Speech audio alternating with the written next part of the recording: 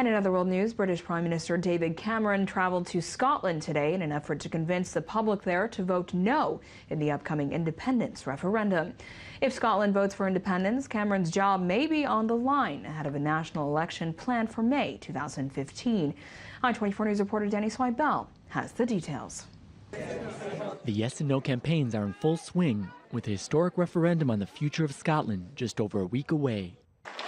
British Conservative and Labour leaders campaign for Scotland to remain in the UK, while British Prime Minister David Cameron tells Scots he would be heartbroken if the United Kingdom was torn apart. This is totally different to a general election. This is a decision about not the next 5 years, it's a decision about the next century. And of course, it's absolutely the Scottish people and the Scottish people alone who must make that choice.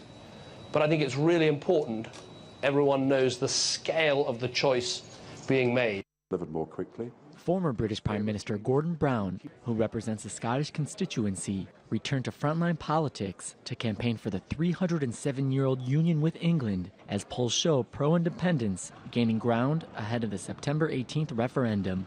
What the opinion polls and everything is showing over the last few days is that people do want change, and I want change, but there's a right kind of change, and that's the Scottish Parliament with powers in the United Kingdom, and there's a wrong kind of change, and that is an irreversible separation.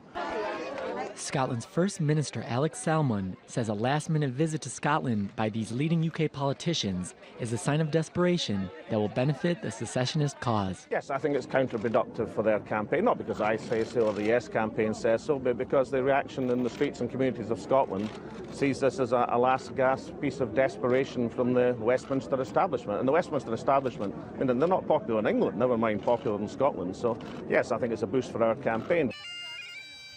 A narrow yes vote will lack legitimacy in the eyes of many, and a narrow no vote can possibly create the demand for another referendum in the future. The referendum is only a week away, and residents of Scotland hold the keys to their uncertain future.